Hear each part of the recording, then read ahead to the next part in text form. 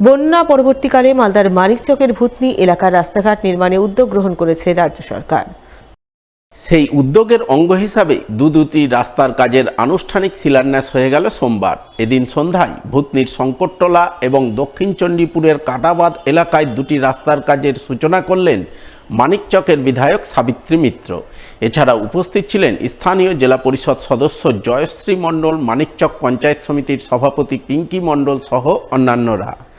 জানা গেছে, এদিন ভূতনির সংকটতলায় জেলা পরিষদ থেকে 9,73,000 টাকা বরাদ্দে একটি কংক্রিট ঢালাই রাস্তার কাজের শিলান্যাস করা হয় এবং ভূতনির দক্ষিণ চণ্ডীপুরের কাটাবাদ এলাকায় সেচ দপ্তরের পক্ষ থেকে 1 কোটি টাকা বরাদ্দে একটি রাস্তার কাজের সূচনা হয়। আমাদের ভূতনিতে উন্নয়নের কর্মযজ্ঞ চলছে। মাননীয় মুখ্যমন্ত্রী মমতা বন্দ্যোপাধ্যায়ের অনুপ্রেরণায়, উনার প্রচেষ্টায় উনি ভূতনিকে আলাদা করে ভালোবাসেন এবং ভূতনির মানুষ যেন কষ্টে না থাকে প্রত্যেকটা রাস্তাঘাটের ব্যাপারে উনি কিন্তু করতে বলেছেন। আমরা যে যেখানেই টাকা থাকে না কেন, আমাদের সবাইকে টাকা ভূতনির রাস্তার জন্য দিতে হবে। ফলে আমরা এই জেলা পরিষদ থেকে এটা রাস্তার জন্য ধরা হয়েছে। আমি নর্থ বেঙ্গল থেকে যে রাস্তাটা ধরি সংকটতলা দিয়ে সোজা, একটা বড় রাস্তা, আমার একটা রাস্তা আছে ধরেছি আমরা, ওইটা ওই রাহাতপুর পর্যন্ত যাবে রাস্তাটা। তারপরে একটা রাস্তা এখন কাটাবাদে একটা রিং বাঁধ হবে, একটা বাঁধের রাস্তা হচ্ছে, একটা কালীতলা বাঁধ টু হিরানন্দপুর গ্রাম পঞ্চায়েত পর্যন্ত হচ্ছে, অনেক রাস্তা হচ্ছে।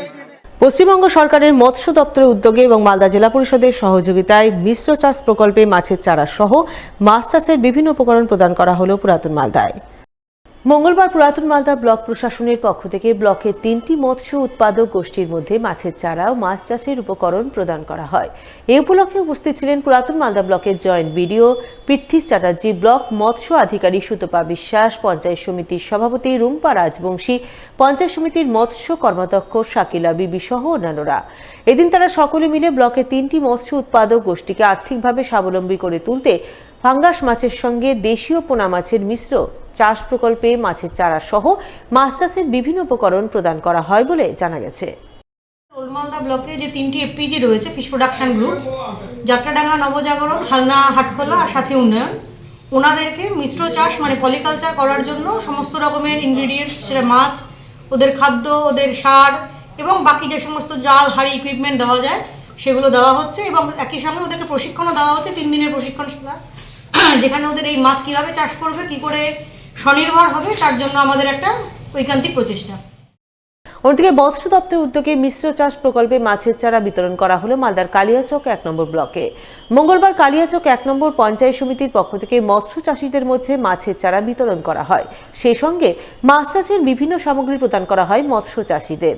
এদিন একজন মাছ চাষিকে 10 কেজির মতো রুই, কাতলা, বাটা মাছের চারা প্রদান করা হয় বলে জানা গেছে।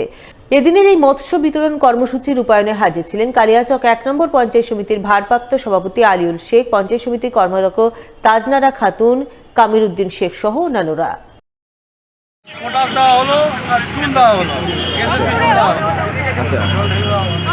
কতজনকে দেওয়া হলো, কোথা থেকে দিলে? প্রায় 6 জন আছে, 12 জনকে দেওয়া হলো। আচ্ছা, কোথা থেকে দেওয়া হচ্ছে এটা? এটা আমাদের ব্লকে মৎস্য দপ্তর থেকে দেওয়া হচ্ছে।